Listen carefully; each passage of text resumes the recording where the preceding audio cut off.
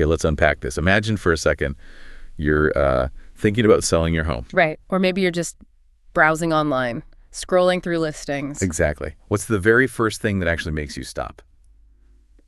Stop scrolling. It's almost always the pictures, isn't it? Yeah. That first photo you see, it's like the gatekeeper. It really is. Yeah. Decides if you click or just keep going.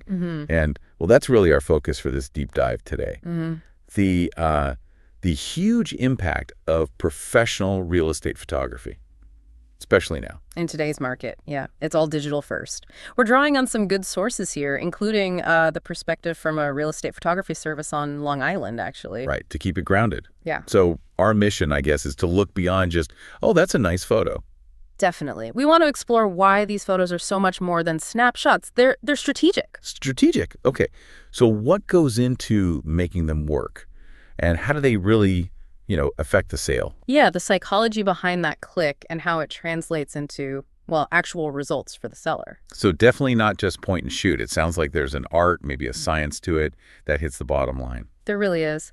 Let's get into what makes a home really pop online. Okay. Well, what's really interesting is just how much weight that first online look carries. Buyers almost always see your home online first. Right, before they ever step foot inside. Exactly. And if that main photo, that thumbnail, doesn't grab them instantly, well, they might just scroll on by. And miss everything else. So professional photos, they aim to do more than just catch the eye. They try to spark like an immediate feeling, an emotional connection. So, okay, beyond just looking nice, what's the deeper hook there? Why is a pro photo so much better than, say, a really good phone pic? Is it trust, value? It's kind of a mix of things. First off, a really high-quality image just feels more professional, more aspirational. It whispers home before you even read the description. And second, there's this perception thing.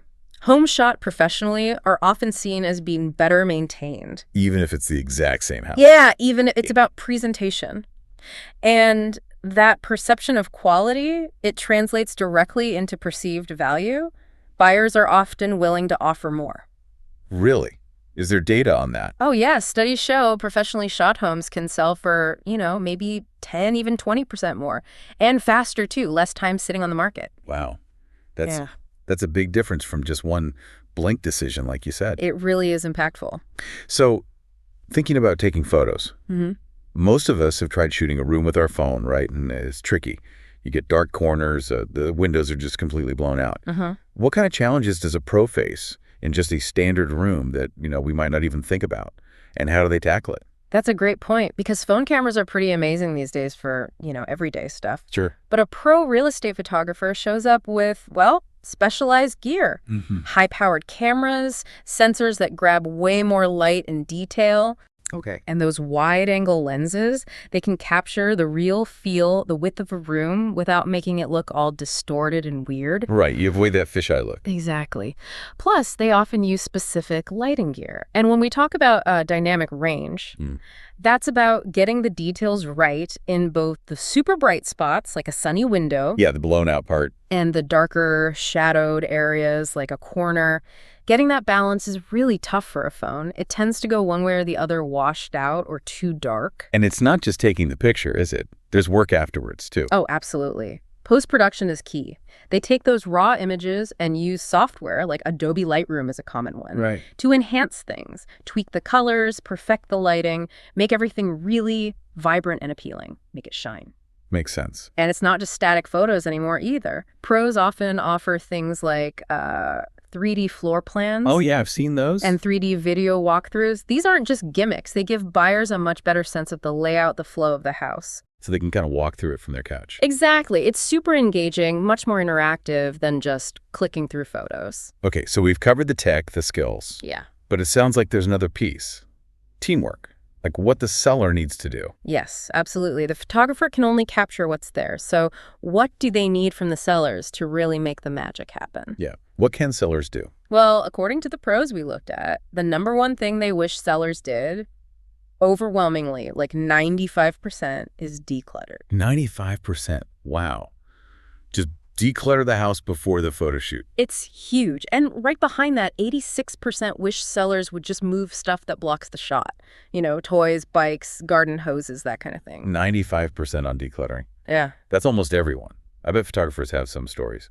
Any, wild decluttering emergencies or common things people miss? Oh, for sure. You see everything. Laundry baskets overflowing in the bathroom shot you're trying to make look spa-like. Yeah. Or just mountains of kids' toys everywhere. But sometimes it's subtler stuff people miss, like a fridge absolutely covered in personal photos and magnets. Lovely for living there, but... Distracting in a listing photo. Yeah, exactly. It makes it harder for a buyer to mentally place themselves in the space, to imagine it as their home. Anything that breaks that imaginative connection needs to probably be tucked away. It keeps going, doesn't it? The list. It does. About 75% just wish the house was, clean. Seems basic, but yeah. Simple cleaning. And 73% mention fixing light bulbs. Yeah, such a small detail, but burnt out bulbs really affect the lighting, the mood. It looks neglected. True. And then 54% mention cleaning up pathways, driveways, moving cars. Right. Curb appeal starts online too. So yeah, it's pretty clear that seller prep is, vital. Absolutely crucial. So what are the practical takeaways for sellers then, beyond decluttering? Well, the advice is pretty straightforward, but really effective. Tidy every room, obviously. No visible clutter. Oh, and turn off ceiling fans. The blades can look weird and distorted in photos. Oh, interesting tip. And open up blinds, curtains. Let that natural light stream in. Photographers love natural light. Makes sense. Yeah. So aside from the big things like cleaning and decluttering, are there any little pro tips? Yeah. Subtle things sellers might miss but that make a photo better? Yeah, the little touches, those often make a big difference. Think about adding maybe a pop of color, like a nice plant or a piece of art. Okay, staging elements. Exactly. And making sure faucets and fixtures are sparkling clean seems minor, but it reads well on camera. Removing pet bowls, toys, litter boxes, that cleans up the visual space too. Right, keep it neutral. Yeah. And if you have outdoor spaces, don't forget those. A couple of chairs on a patio makes it look usable and inviting. Good point. And a very practical one. Make sure electrical outlets are accessible. Photographers often need to plug in lights or charged gear. Right. It's really about presenting a home, not just selling a house. That's a great way to put it. So, tying this all together, it really seems clear this isn't just, an expense for nice photos. It's an investment. Absolutely. It's a strategic investment. Now, rates do vary, of course, but you're typically looking at maybe $120 to $200 an hour for professional real estate photography services. Plus maybe travel fees if they're coming from further out. Could be, yeah. Depends on the provider and location, like the Long Island service we mentioned might have a specific area. So what's the bottom line here for you, the homeowner listening? Well, it means that putting that money into professional photos directly impacts how many people see your listing, the quality of offers you get, and ultimately hitting that top dollar price for your property. It's like a foundational piece of selling a home today. It really is. It pays dividends. You can't really skip it if you're serious about maximizing your return. Okay, so let's quickly recap the main points we've hit today. First, that first online impression, especially the thumbnail photo, is just overwhelmingly important. It drives the clicks. Right. And professionals get that right, using specialized cameras, lenses, drones sometimes, 360 cameras, plus that crucial post-production editing, stuff your phone just can't replicate for this purpose. And things like 3D walkthroughs really deepen buyer engagement. Definitely. But also remember, it's a team effort. That seller prep, decluttering, cleaning, fixing bulbs, removing clutter, it makes a huge difference, as those survey numbers showed. 95% on decluttering. Yeah, that was striking. So think of it not as just an expense, but as a strategic investment. It boosts the visibility, offers, and helps you get the best possible price. It's about getting that top dollar. So here's something to maybe mull over. We've established buyers most likely see your home first on the internet. How does this idea, this principle of making the absolute best first digital impression, how does that apply beyond just selling a house? Think about, almost anything we put online now, personal branding, businesses. That's interesting. Yeah. What is the effort that goes into making real estate photos look amazing? What does that tell us about all the other seemingly effortless things we see online? Does it change how we perceive quality or maybe even authenticity in this digital world? Something to think about.